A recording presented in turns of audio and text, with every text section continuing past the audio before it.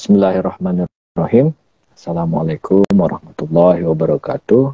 Alhamdulillahirabbil alamin.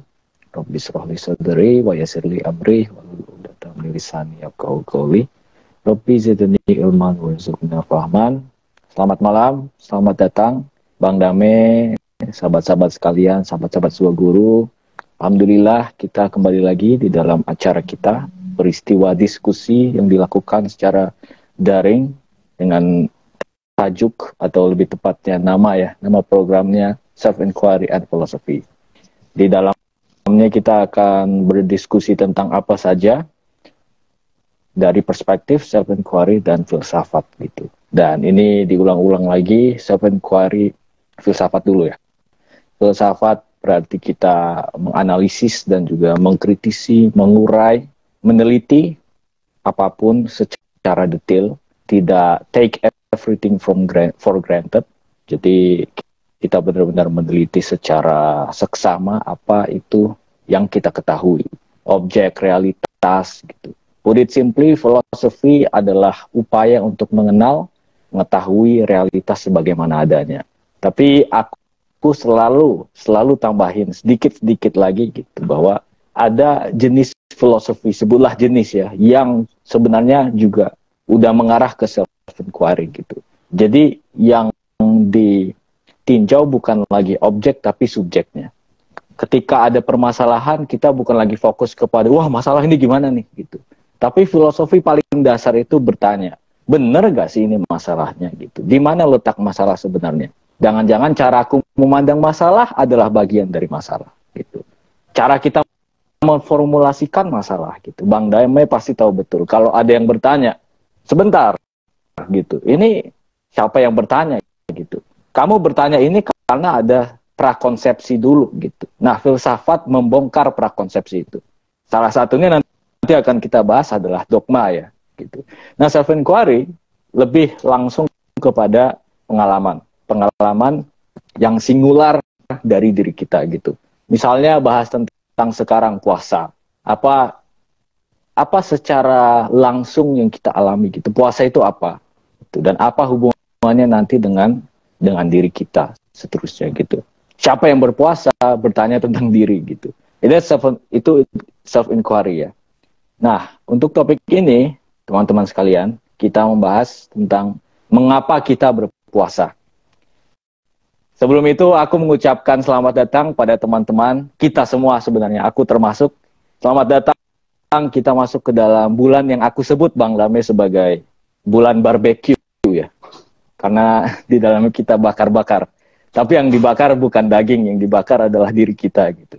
Orang-orang sadar gak sih? Iya kan? Secara etimologi saja Ramadan itu pembakaran gitu. Pembakaran dari apa yang kenapa ini nggak diteliti gitu. Apa yang dibakar? Oke, mungkin cenderung kita memahaminya karena dia masa yang panas gitu. Secara historis Ramadan terjadi ketika masa yang panas gitu, kayak summer gitu kan. Apalagi di padang pasir gitu. Tapi apakah hanya itu? Oke, sebelum mulai, aku ingin menceritakan kisah enigmatis ya, yang aku pikir juga keajaiban gitu. Dari Ramadanku tahun 2017 atau 2018, aku lupa. Jadi pada saat itu benar-benar kerasa banget orang-orang sedang berpuasa gitu. Dan itu sebenarnya yang aku rindukan. Nggak tahu teman-teman gimana. Dan tapi selalu gitu, jokesnya gitu. Dan Bang Dame juga tahu ini. Antara aku dan adikku itu selalu bikin, wah kayak Ramadan gitu. Kalau misalnya kita keluar sore hari, wah ini suasananya kayak suasana ngabuburit gitu. Jadi suasana Ramadan itu pun juga dirindukan gitu. Nah, pada tahun 2017 itu sangat membuat aku, itu yang paling keren lah menurutku. Secara suasana, secara kolektif.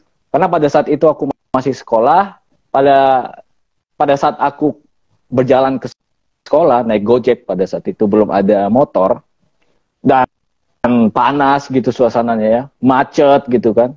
Tiba-tiba motorku ini bersama Gojek nyalip angkot. Dan seperti teman-teman yang biasa berkendara, pada saat nyalip itu kan bisa nyaris-nyarisan gitu ya. Dan pada saat itu memang benar. Akhirnya kita berdua berhenti gitu. Motorku dan angkot berhenti. Karena apa? Ya karena itu. Takut kesenggol gitu kan. Dan nyalip mendadak gitu secara liar gitu. Tapi yang menarik adalah kalau di bulan biasa kita berhenti, yang keluar itu sumpah serapah itu Bang David. Sumpah serapah, terus kutukan gitu kan, kata-kata kotor, kebun binatang semua keluar. Sedangkan pada saat itu kita cuma diam. Tatapan maut pun juga nggak ada gitu. Tatapan maut kalau naik motor gitu. Apa lo gitu? Kurang ajar gitu. Nggak ada. Itu semuanya diam. Diam pada saat itu. Dan itu berlangsung selama sebulan. Aku sudah menulis ini dalam 2 esaiku. Aku lalu bertanya, apakah ini perasaan subjektifku atau secara objektif orang benar-benar secara kolektif berpuasa? Kalau benar kayak gitu, itu luar biasa banget. Tapi tahun berikutnya ternyata enggak. Entah mengapa tahun itu keajaiban banget gitu Bang Dame. Luar biasa gitu. Oke, kita bisa membayangkan ya. Mungkin di dalam driver Gojekku dan driver angkot itu membara gitu. Tapi at least mereka menahan. At least mereka tidak mengeluarkannya ke dalam ruang publik gitu. Yang di dalamnya kita bersosialisasi. Mereka menahan semua. Dan kalau menahan, bagaikan Big Bang, ada ledakan di dalam diri. Biarkan diri kamu, diri kita terbakar oleh penahanan itu. Itulah mengapa bagiku Ramadan adalah bulan barbecue ya. Kita dibakar-bakar. Bakar-bakar oleh siapa? Ya, oleh Tuhan gitu, oleh Allah. Ada satu ceritanya Laila Majnun yang aku kutip di dalam satu esaiku. Pada suatu hari, Majnun lagi buat kendi gitu dari tanah liat. Suatu saat itu dia lagi buat susah payah gitu kendinya. Udah banyak kendi-kendi yang dibuat. Ada yang mecahin, lempar batu. Cas. Kendinya pecah. Dia kesel dong. Majnun kesel. Ini siapa nih yang mecahin kendiku? Pas dia lihat, dia tengok. Ternyata kekasihnya Laila gitu. Kenapa Laila melempar batu? Ya untuk menarik perhatiannya kepada Laila, kepada dirinya. Menarik perhatian Majnun kepada Laila. Tapi setelah itu, karena dia tahu, Majnun tahu yang melempar adalah Laila, kekasihnya. Dia nggak marah lagi. Bereda. Kebahagiaan justru muncul gitu. Nah pertanyaannya kita, ketika kendi-kendi kita dipecahkan, yang kita lihat kendi yang pecah atau Laila gitu, atau kekasih kita gitu. Nah sekarang pertanyaannya selalu, oke, kalau kendi-kendinya dipecahkan, kita dibakar, siapa sih yang suka dibakar, siapa sih yang suka menderita? Makanya pertanyaannya masih muncul lagi Bang Dabe, mengapa kita berpuasa? Mengapa kita berpuasa? Ada satu jokes dari anak kecil gitu kan, oh ya karena THR, tapi apakah karena THR? Ada temanku menjawab, oh iya karena memang sudah begitu kondisi masyarakat kolektif. Ya masa agama gitu aja. Ada juga yang menjawab, mungkin untuk membuat dirikan orang bertapa gitu, yang melepaskan diri dari dunia. Kan ada cara untuk menjadi lebih baik yang tidak perlu kayak pertapa gitu kan. Kenapa? Gitu. Oh ada juga lebih dogmatis, karena Allah itu perintah Allah gitu. Atau dapat pahala gitu. Tapi apa yang hendak Allah ajarkan dari kita untuk berpuasa itu gitu? Apa? Nah, harapannya nanti kita akan mendapatkan sedikit demi sedikit secercah cahaya gitu. Hilal atau apapun itu, sebuah inspirasi mengenai puasa, mengenai yang khas puasa gitu. Buat apa sih menahan? Sebuah, kalau bahasa Inggrisnya temperance ya, temperance gitu.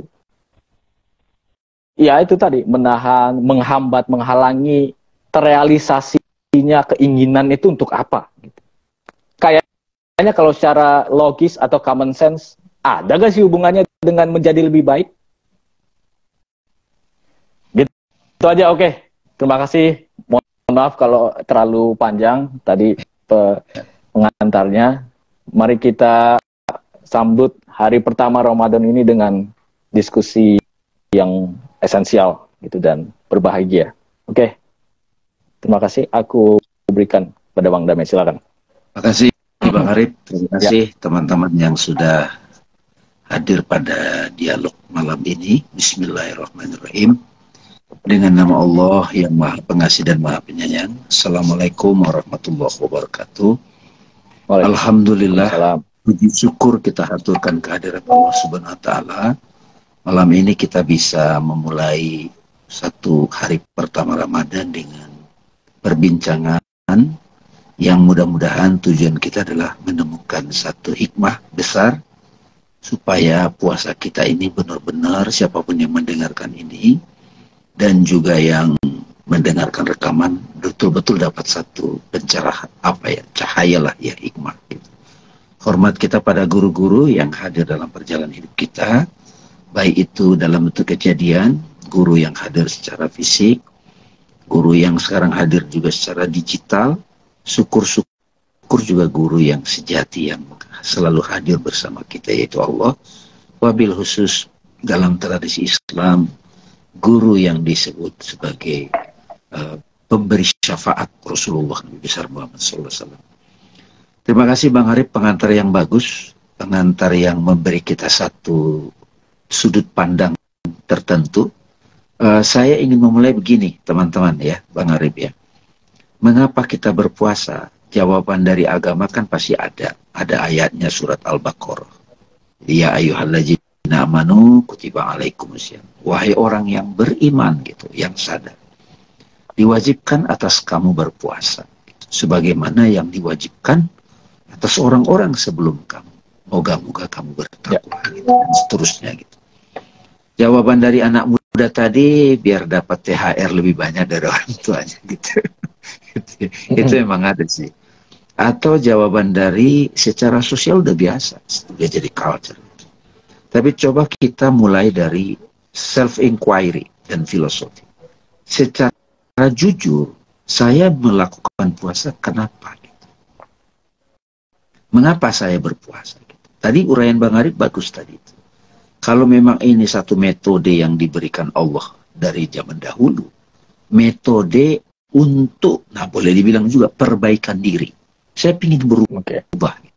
Masing-masing orang kan ingin berubah.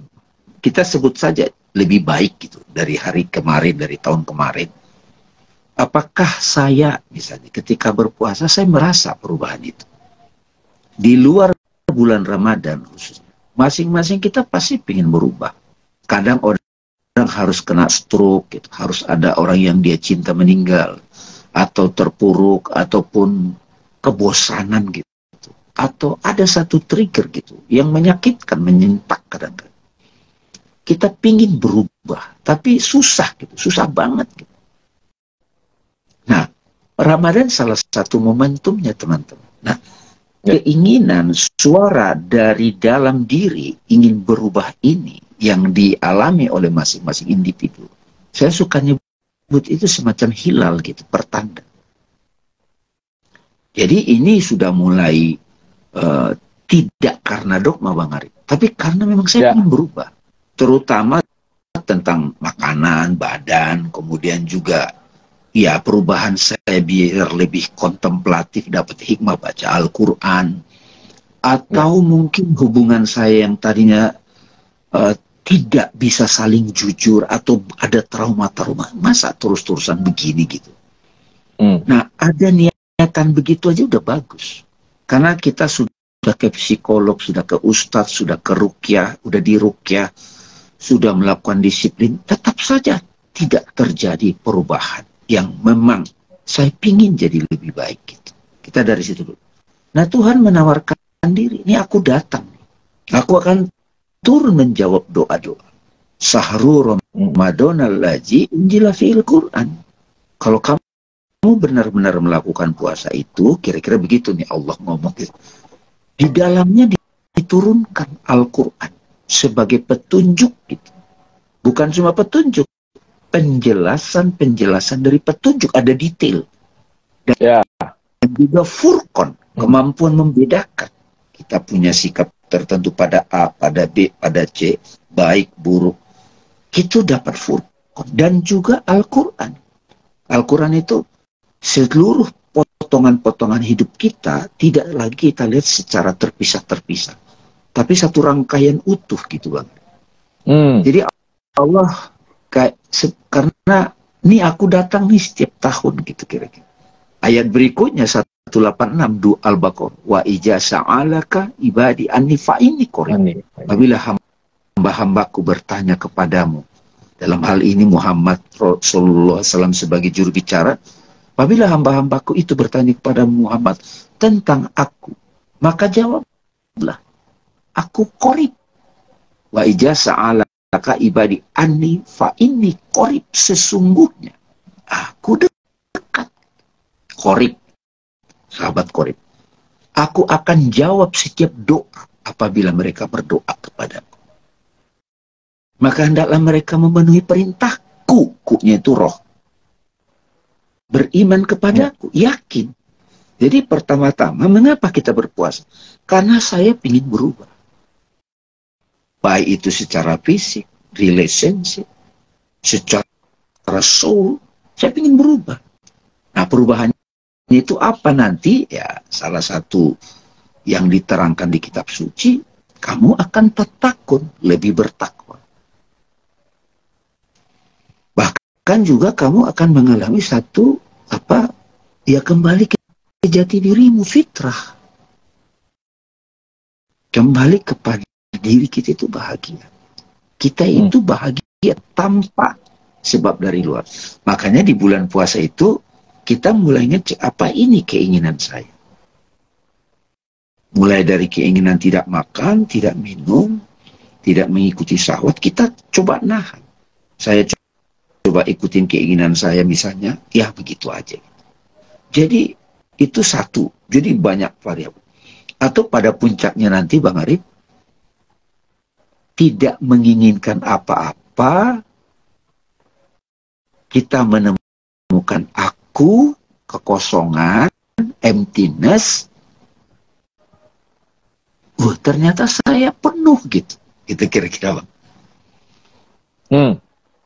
Nah, jadi memang metodenya ini memang Bang Ari, pembakaran.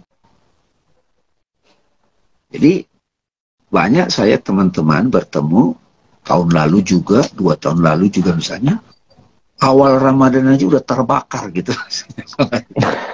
Bisa hubungan dengan ibu, bisa hubungan dengan adik, pasangan, terbakar gitu. Kok begini? Sebetulnya bukan kok. Itu terjadi satu prakondisi. Nih, waktunya nih. Aku akan jawab. Caranya apa? Melalui pengalaman langsung. Jadi bukan puasa itu tentang tarawih tiap malam, sedekah dilipat gandakan, dapat THR, bagi-bagi sarung, terus khataman Quran. Bukan itu. Itu support system. Itu semua mensupport kita. Bangun tengah malam, qiyamul lail.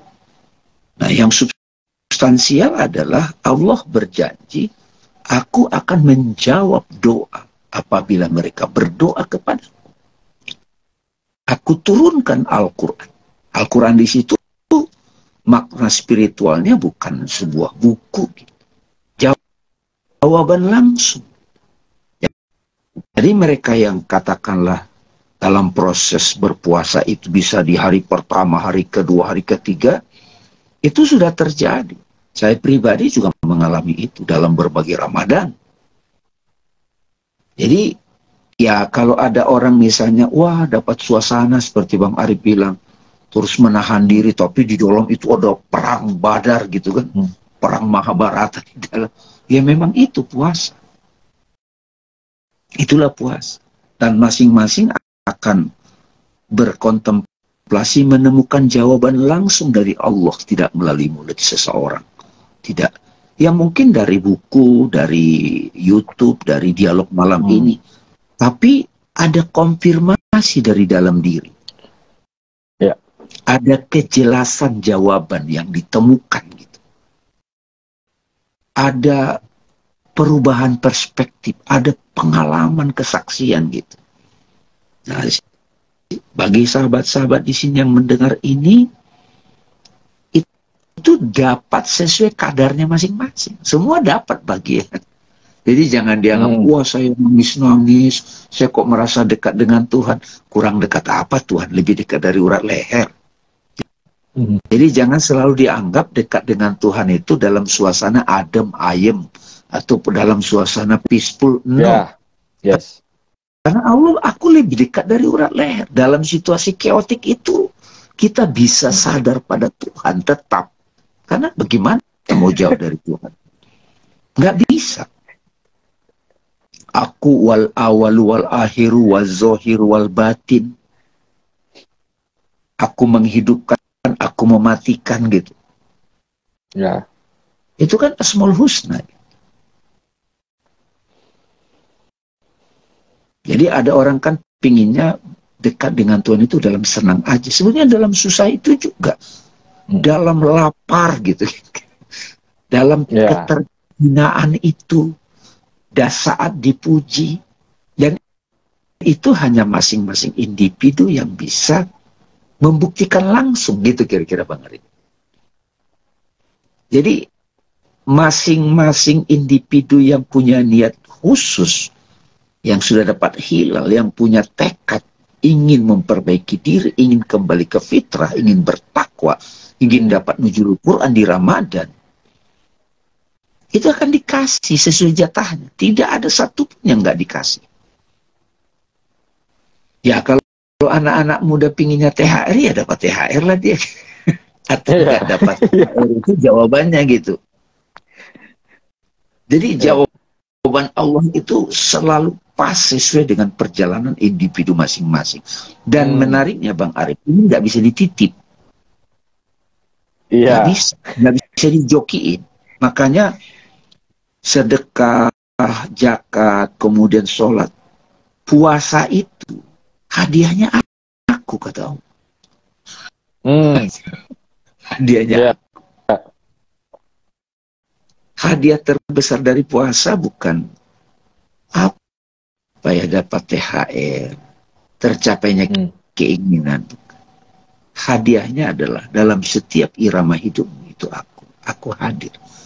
Kamu merasakan aku. Kamu bisa saksikan aku. Nah, ini nggak bisa, makanya puasa itu tidak bisa dicemburuin, nggak bisa. Karena semua dapat jatah. Sesuai kadar masing-masing.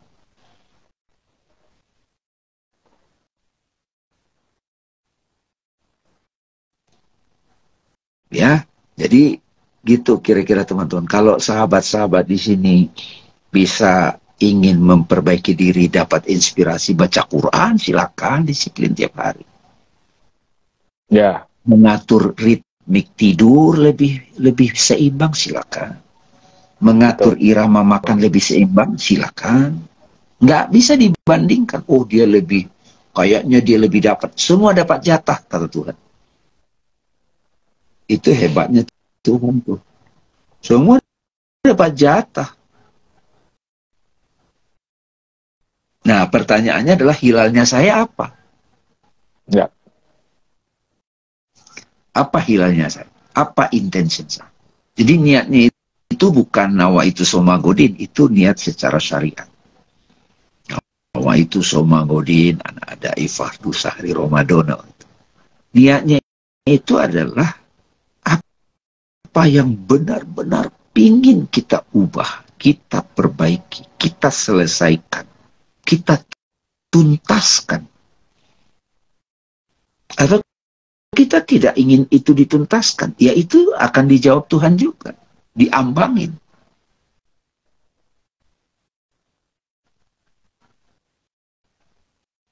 Atau ada orang mungkin dia pingin tahu ilmu tertentu, pingin menyelesaikan apa gitu. Ingin memperbaiki hubungan dengan seseorang misalnya. Masing-masing punya hilalnya sendiri.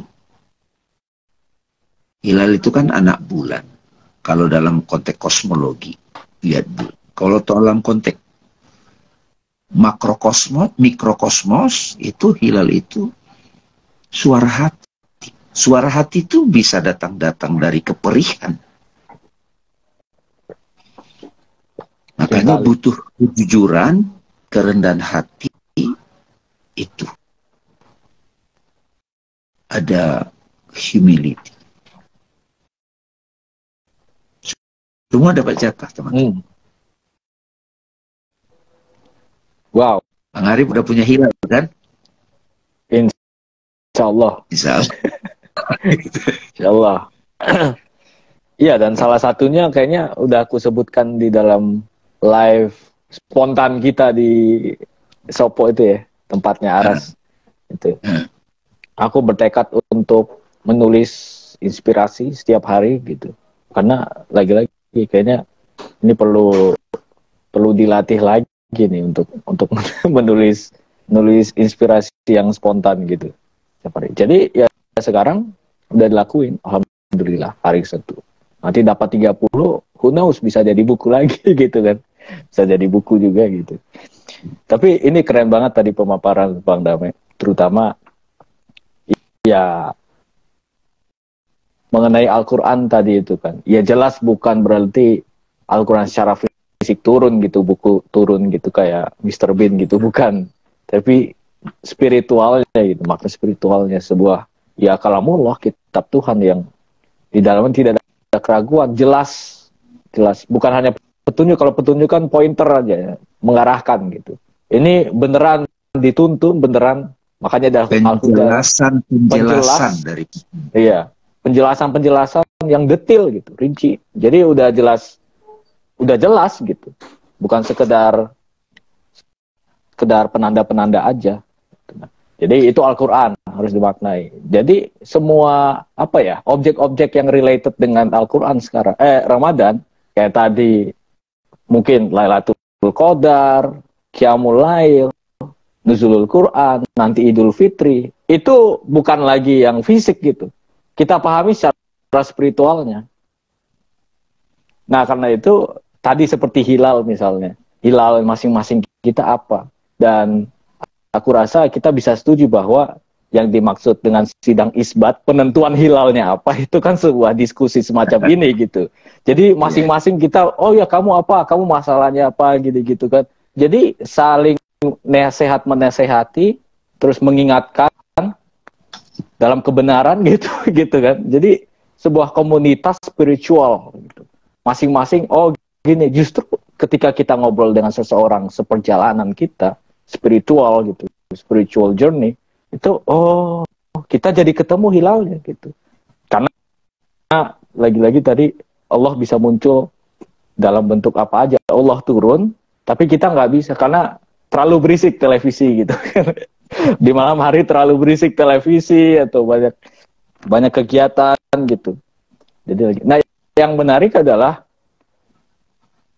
hilal atau pencerahan itu jangan lagi dianggap yang adem ayem aja, tapi juga kita, makanya seingatku Bang Dewi pernah ngejok bahwa kita malah kadang Ramadannya itu baru mulai setelah pas Idul Fitri, Bang Dewi. Karena ketemu keluarga ya kan baru dah di situ baru Ramadan gitu. Jadi 30 hari itu ngapain aja gitu. Nah, persiapan. itu tuh persiapan untuk ya itu menghadapi, ya aku rasa sih keluarga semua tahu ini menghadapi percekcokan, perselisihan, ketegangan itu dalam ya pertemuan dengan antara kita dan yang lain sih gitu. Tapi aku mau tanya gini, Bang. Kita ya silakan. Oke. Coba tanya. Biar sekalian aja untuk mendetilkan tadi itu. Apa hubungannya antara tadi menahan nafsu dengan Al-Quran turun gitu? Apakah memang persiapan kondisinya itu kita harus memang kondisi yang kondusif itu adalah ditahan dulu nih nafsunya baru bisa turun gitu. Biar jelas aja kira-kira. Tadi ada satu diskusi kita itu ini kan, Bang. Jadi jangan selalu dianggap hilal itu sesuatu yang menyamankan gitu. Justru dalam situasi chaotic itu kadang-kadang kita jadi tahu hilal kita. Ya. Karena puasa itu mengajari kita jujur.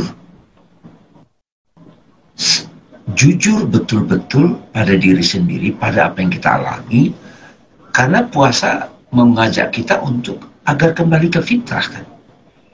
Bahkan nanti kalau Idul Fitri yang benar itu adalah kita bersilaturahim itu benar-benar ketemu dialog yang jujur, bukan sekedar culture gitu.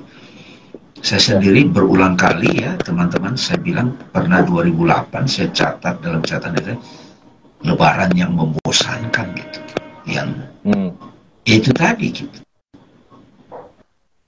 Karena ya apa perubahannya kalau tidak dengan kejujuran itu?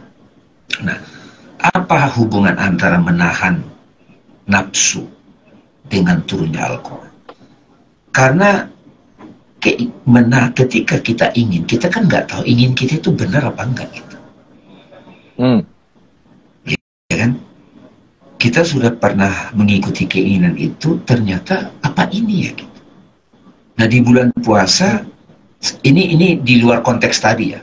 Kita lagi belajar untuk memeriksa sebetulnya apa yang saya inginkan. What do you really want gitu. Tapi kita dapat jawaban itu bukan dapat jawaban dari seorang ustadz, seorang guru Al-Quran gitu. Dari perenungan kita. Ya bisa aja, misalnya saya coba bagi, ya saya dapat juga dari pengalaman, yang benar-benar diinginin manusia itu kan sebenarnya kedamaian. Peace itself. Nah, damai yang permanen itu apa gitu? Tahap awal kita menganggap pada pencapaian, pada terpenuhinya keinginan. Itu kita lakukan juga, tapi tetap tidak puas gitu. Tidak ada yang salah dengan menginginkan A, ingin B, ingin C, ingin, nggak ada yang salah. Itu naluri manusia, sifat bagian dari inherent dengan diri. Tapi di bulan puasa kita bisa mencicipi, Bang. Yang saya inginkan itu sebetulnya sudah ada sebetulnya gitu. Bahwa selama ini kita tidak puas dengan situasi hidup kita, itu boleh jadi karena kita hidup palsu. Hidup berpura-pura.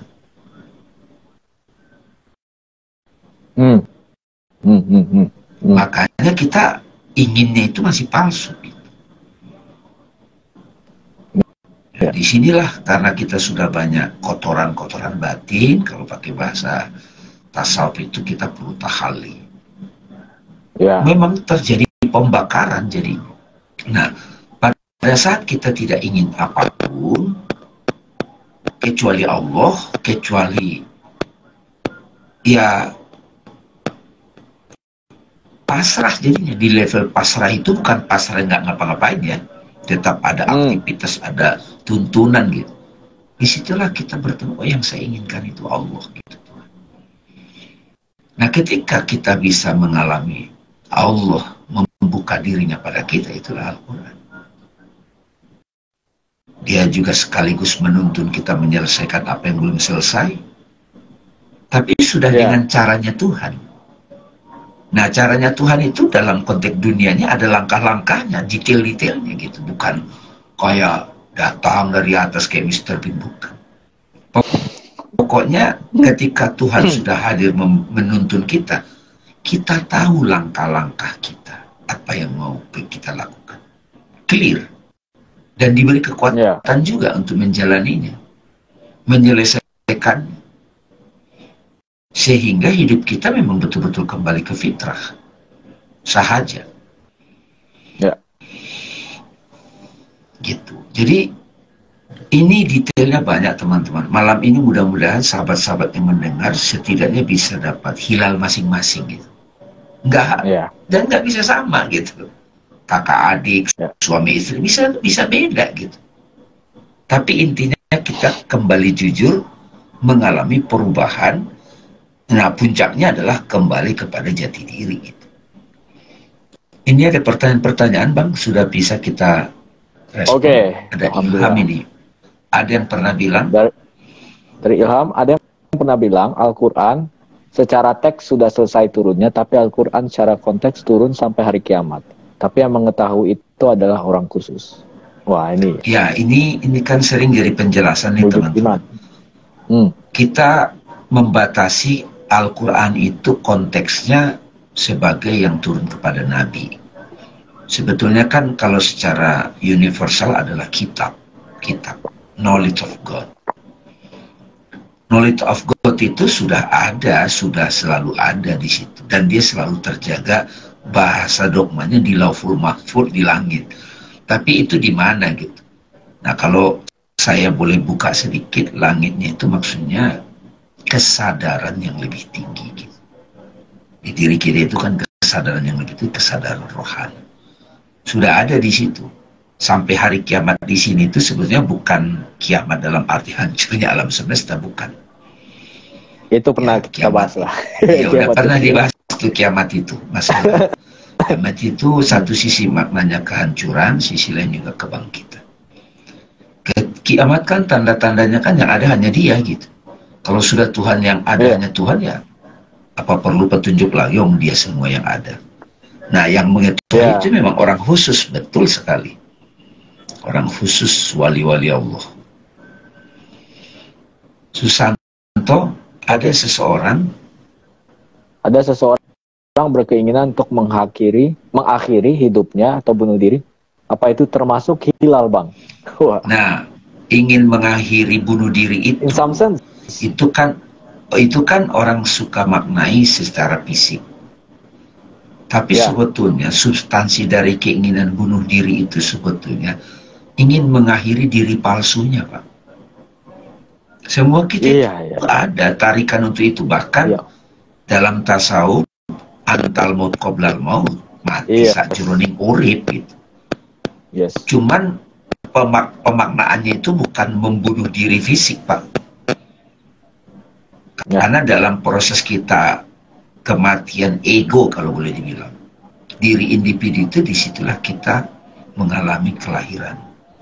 Ya, kembali ke fitrah, kembali spiritual. Jadi bukan memaknainya bunuh diri fisik, Pak, bukan. Karena bunuh diri fisik masuk lagi, hadir lagi ke alam barzah, tapi masih gentayangan gitu. Masih bingung. Kayak pikiran lah. Jadi bunuh yang itu, banyak kok guru-guru yang mengalami proses anxiety, mengalami mati suri, koma, tapi justru dia mengalami kebangkitan spiritual. Mita, dalam pengertian tertentu, Ramadan juga itu sebenarnya membakar, mematikan diri, tapi diri ego, Pak, ya. Iya. Dari Mita Hanifah, Bang Damai, bagaimana cara melihat orang yang menyebalkan itu sebagai wajah Tuhan? Saya sekarang sedang mengalami, tapi untuk sampai ke sana kok susah banget ya, Bang? Nah, ini. Iya. Siapa yang merasa susah itu, Mbak Mita? Siapa nih aku yang merasa susah itu?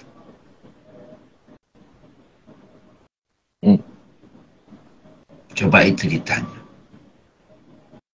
Jadi sebelum kita melihat wajah Tuhan pada sosok itu, kita diam, tutup mata, kan nampak tuh wajah yang nyebelin. Lalu kita lihat siapa aku yang sebel sama dia itu. Begitu kita bisa menyaksikan diriku yang sebel sama dia itu, kita merangkul dulu diri kita yang nyebelin itu. Kita rangkul, kita pahami dia, baru lahir terbuka kepada diri yang lebih mature. Begitu kita saya suka nyebut itu diri yang menyebalkan, sebel pada dia itu ego. Begitu kita lokalisir, baru ada diriku yang lebih matang, akal. Nah, di sini kita mulai sadar cerminan diri kita. Tapi kapan kita akan menyelesaikan cermin diri yang seperti itu? Baru kita ke kolbu.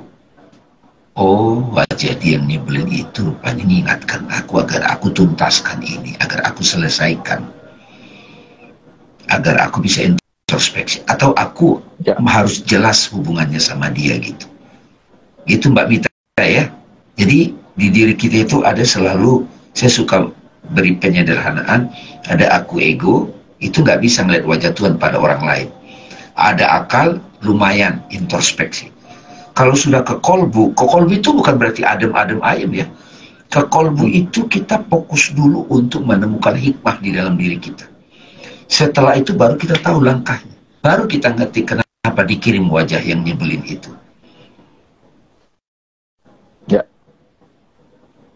Semoga terjawab.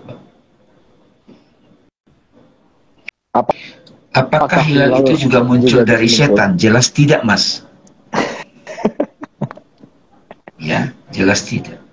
Hilal itu simbolnya kolbu. Tapi pemicunya, ya setan itu maknanya bukan pocong ya Mas, bukan. Setan itu suara-suara pikiran yang berisik yang menjauhkan kita dari Tuhan. Ketika kita mengalami satu, aduh kok gua gini amat sih gitu kan, kayak kita sebel sama diri sendiri, itu kan suara-suara setan kan. Tapi ketika kita coba jujur pada diri, dari suara-suara setan dalam diri itu, tiba-tiba muncul ada kejujuran batin, kolbu.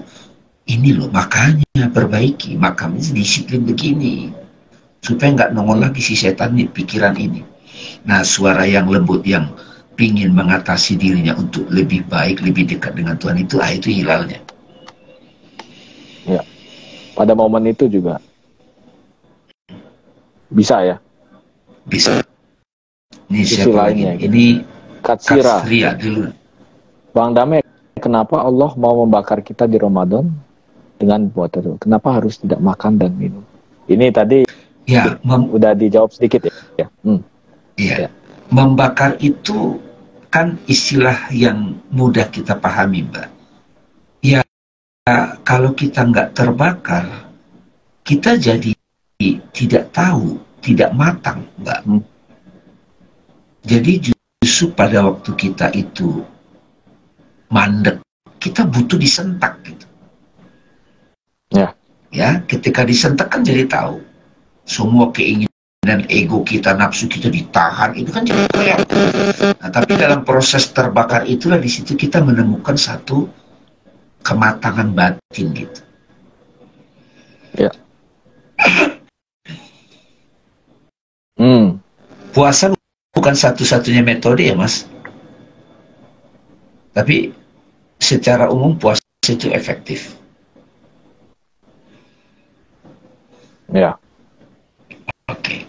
Gimana Bang? Dapat ya? Sudah ya? Udah. Luar biasa. Banyak hal. Terutama tadi. Tapi sebetulnya pas ya, itu. Apa coba? Iya, Abang terutama dulu aja. Nah, jadi sebetulnya teman-teman ada satu perbincangan yang menarik antara saya dan Arif. Kenapa keinginan itu ditahan gitu ya? Padahal keinginan itu adalah daya dorong kita untuk senang-senang gitu ya. Desire. Kenapa kok ditahan?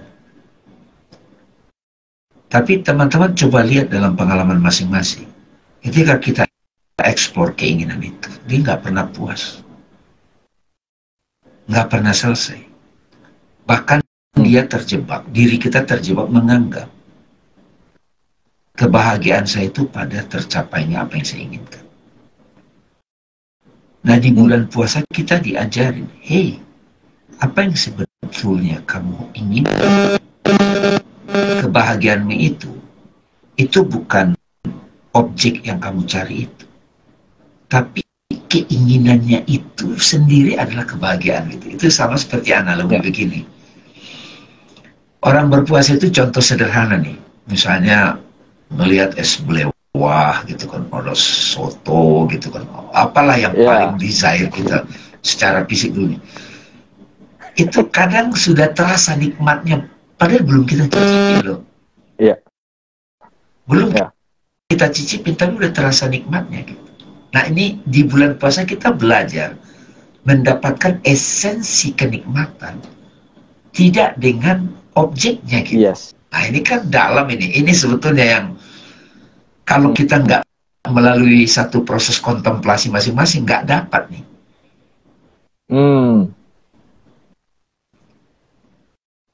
Iya. Karena orang terbiasa senang itu pada tercapainya objek gitu. Ya. Bahkan kalau di Ramadan ya, ada kan jokesnya itu. Ya tapi nggak lucu-lucu amat sih. Tapi benar-benar mencakup maknanya, mencakup semangatnya gitu. Kalau di bulan Ramadan bahkan kecoa itu kayak kurma gitu. Jadi kecoa kayak kurma bentuknya. Ya itu lagi-lagi tadi kan. Kita Imajinasi gitu. apa ya? Kita malah melihat semuanya itu yang pada awalnya buruk itu malah jadi destinasi atau situs-situs munculnya kenikmatan, munculnya kebahagiaan gitu. Gara-gara berpuasa, gara-gara menahan dulu, stop gitu. Ya kan kita selama ini, ya apalagi aku sih, udahlah jangan bilang kita, aku aja gitu. So kalau nggak puasa itu pengen ngemil gini-gini. Padahal kan nggak perlu gitu. Oh, masih kenyang kok, udah cukup aja gitu. Ini pengen ngemil ini itu, jadi nambahin yang nggak perlu. Akhirnya nggak sehat gitu. Ini dari perspektif raga aja udah ada hikmah dari berpuasa.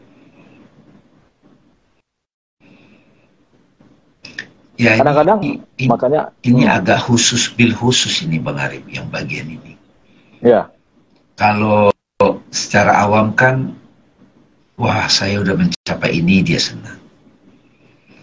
Kalau khusus sebetulnya yang bikin saya bahagia apa sih, makanannya atau desire, keinginan itu kadang membayangkan itu kita sudah nikmat gitu. Nah orang berpuasa itu bisa menyadari bahwa realitas imajinal itu lebih real daripada realitas fisik. Nah ini makanya ini khusus.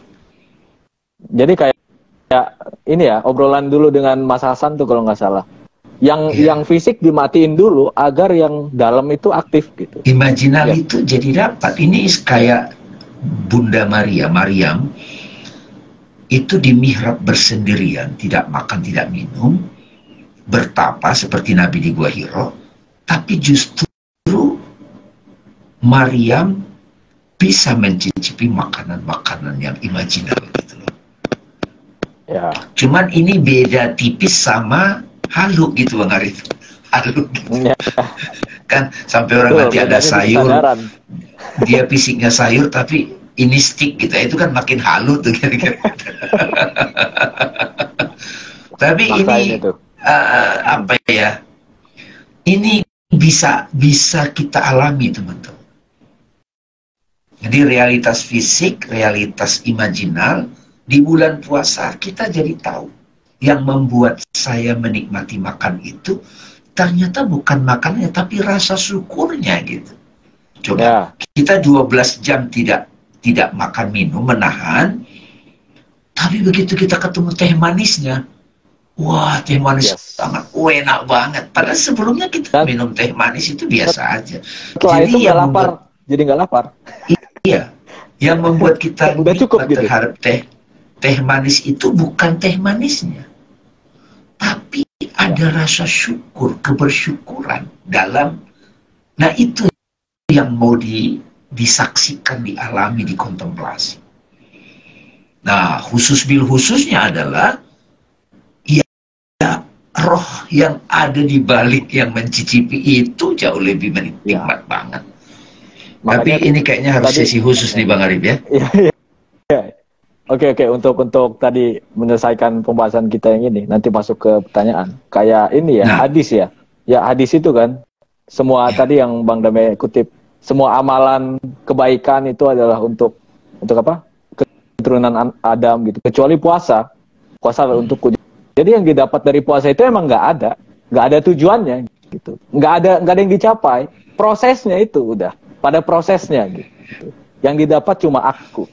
Oke, ini ada pertanyaan. Tapi Bang itu kayak menghancurkan yang kita bahas tadi gitu. Kalau Bang Arif bilang nggak ada tujuannya gitu.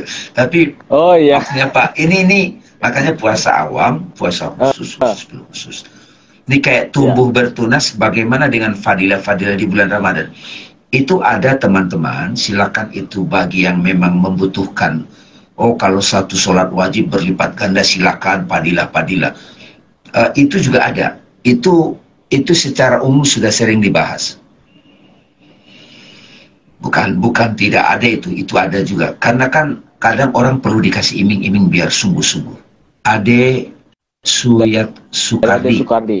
Nah, Apakah hilal dicari ada atau dia datang dengan analisa peristiwa khusus di bulan Ramadan saja atau saat puasa sunnah bukan di Ramadan? Oke. gini Pak, kadang orang setelah kena stroke, dia baru tahu pentingnya berpikir, mengelola pikirannya. Itulah hilal dia. Jadi hilal itu bisa datang dari banyak cara. Yang pasti adalah saya tahu apa yang mau saya ubah, Pak. Mau dia di luar Ramadan kalender, sehari-hari juga bisa, Pak. Cuman kita dikasih waktu khusus di bulan Ramadan. Saya kalau lagi puasa lihat kerupuk seperti enak sekali. Tapi kenapa ya setelah berbuka puasa kerupuknya jadi biasa aja. Bahkan saya tidak mau makan kerupuknya. Ya. Nah ini teman-teman. Ini satu contoh nih Mas Ilham. Ternyata kenikmatan makan itu bukan pada makanannya saja. Oke lah, ada makanan enak. Tapi batin kita, kondisi jiwa kita yang di level tertentu itu sudah mulai jadi penentu kenikmatannya. Saya suka tadi udah bilang bersyukur ya. Makan dengan rasa syukur itu nikmat banget surga. Nah ini Kak Dira, puasa untuk aku juga mengasah rasa Bang. Betul sekali.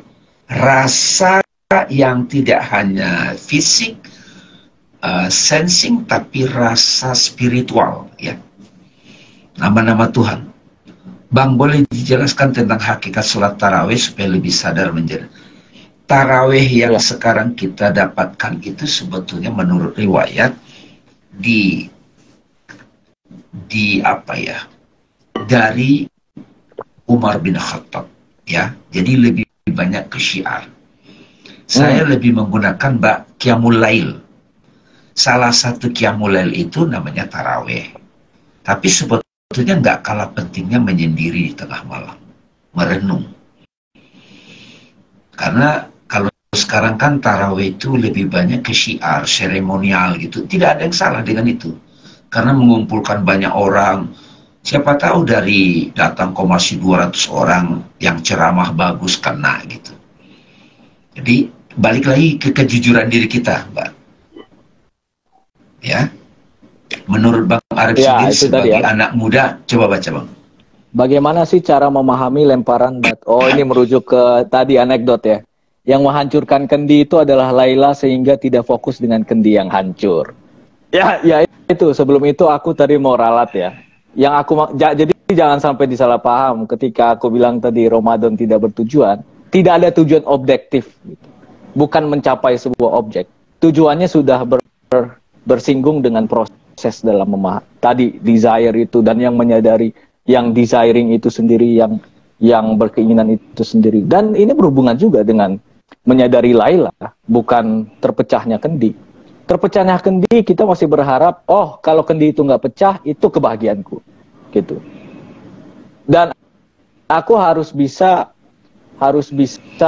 apa ya? Kadang ketika kendi pecah, kendinya udah pecah, kita pikir masalahnya itu di kendinya, gitu, di pecahnya kendi. Padahal yang masalah adalah cara pandang kita yang langsung menerjemahkan pecahnya kendi itu sebagai masalah. Itu kerangka pandangan kita yang bermasalah. Bisa dibilang gitu. Nah, kenapa? Kalau misalnya kendi yang bermasalah, kita mungkin terdorong untuk lem lagi gitu, dilem.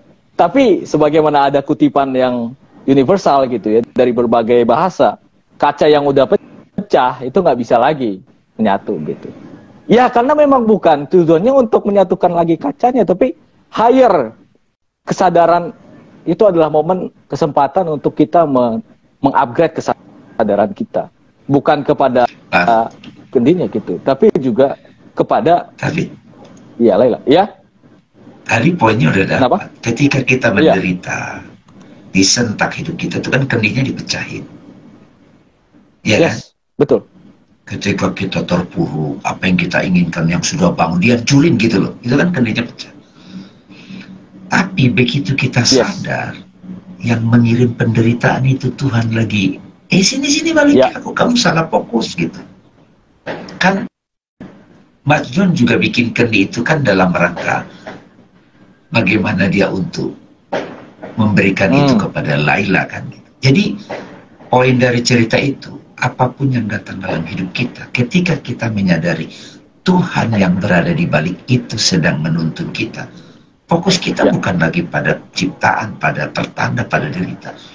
Tuhan, terima kasih Engkau hadir menyapa aku. Memang agak menyakitkan sih, tapi kan itu dari Tuhan gitu. Nah, Tuhan itu. Dan yang aku mau bilang lagi adalah tidak selalu solusi dari terpecahnya kendi itu adalah kendi itu kembali baik lagi gitu. No, solusinya itu pada saat kita menyadari Laila, menyadari bahwa itu adalah terkirimnya Tuhan. Tuhan yang mengirimkan fenomena itu. Jadi bukan ini ada masalah nih, nggak harus kembali ke masa lalu, nggak, justru itu panggilan untuk perbarui cara kamu hidup gitu. Perbarui cara kamu menghadapi kehidupan, menghadapi tadi yang pecah itu. Gitu. Itu real banget bagiku. Pesan ini, hikmah ini yang barusan ku sampaikan. Kita selalu berpikir kalau kedija pecah harus diperbaiki nih. Solusinya itu adalah ketika dia baik lagi. Yaitu tadi, ini hubungannya paralelnya adalah kita berpikir bertemu dengan Tuhan itu adem ayem gitu. Pencerahan itu sekadar tadi yang baik-baik, senang, damai. Kalau merujuk kepada salah satu guru ya, Francis Lucille gitu kan. Ya apa ya? Kita sering berpikir damai itu pada saat tidak ada pikiran, tidak ada setan gitu. Padahal tempat terjadinya itulah kedamaian gitu. Kedamaian itu adalah ruang yang selalu ada, bahkan pada saat di dalamnya itu terjadi pertengkaran keluarga. Wah, ngeraim bagus juga. Gitu. Sadari itu Lailanya. Nah, ini dari Farah. Selalu bersyukur itu adalah kunci dari kebahagiaan. Ya. Dari Ahmad Faik, puasa adalah masa nyepinya kaum muslimin. Betul. Bang Dame, bagaimana puasa bisa mengasah rasa? Ya, jadi tadi udah diuraikan, kan waktu kita menyikapi makanan aja, kita sudah mulai melakukan kontemplasi kan. Yang membuat saya menikmati makan itu, apakah makanannya ansih atau perasaan bersyukur, itu kan sudah olah rasa. Pada waktu saya memberikan sedekah pada seseorang yang hati saya tergetar, saya berikan, itu kan olah rasa. Ya. Jadi banyak metode itu, Mbak.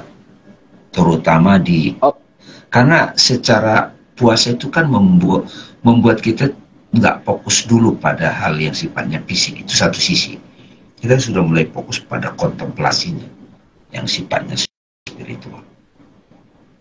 Cara bedain aku yang ego dan aku yang fitrah itu gimana, Bang? Ini Mas Ilham boleh dibuka tuh di YouTube kita, ataupun di Swaguru, ada tuh penjelasan tentang aku gitu ya, lebih detail. Baik Bang Arif, ini tidak terasa udah 1 jam lebih. Silakan. Ya, oke. Barangkali Bang Dami aja yang kasih closing statement. Silakan. Oh ya, oke. Makasih teman-teman telah berpartisipasi dalam diskusi malam ini, dialog malam ini. Silakan teman-teman mencicipi apa yang didapat. Insyaallah bulan suci Ramadan ini kita bisa masuki dengan sikap batin, bermohon pada Allah semoga apapun yang kita niatkan, apapun hilal yang datang pada kita bisa saksikan langsung, alami langsung, terbuka pada kita, sehingga kita membenarkan bahwa puasa itu memang memberi jawaban dari apa yang memang kita niatkan. Demikian, terima kasih teman-teman, mohon maaf atas segala kurangan. Sampai bertemu lagi di dialog Swaguru berikutnya. Assalamualaikum warahmatullahi wabarakatuh. Waalaikumsalam warahmatullahi wabarakatuh. Terima kasih Bang Dame, tidak terasa ini teman-teman sekalian. Alhamdulillah, terima kasih Bang Dame, Mas Arif. Makasih juga Kak Dira. Keren banget datang ya sini. Ini emang seru banget tadi ya pembahasannya, karena memang kontekstual, berhubungan, kita langsung kayak terlibat banget di dalamnya gitu. Mengapa kita berpuasa ditanyakan pada saat kita sedang berpuasa gitu. Jadi kayak kalau kita ya orang-orang yang pernah merasakan jatuh cinta gitu ya. Ini topik kita sebelumnya kan, bertanya, mengapa sih kamu mencintai aku? Gitu. Tapi itu pertanyaan diajukan di dalam suasana asmara. Insya Allah kita juga mencintai Ramadan ya, mencintai mencintai puasa gitu. Oke, dari aku terima kasih kepada Bang Damai sekali lagi dan sahabat-sahabat sekalian. Semoga berkah, semoga ini tadi bermanfaat dan selamat berpuasa. Terima kasih. Terima kasih Kita teman-teman. kembali lagi. Assalamualaikum. Kita kembali bertemu nanti.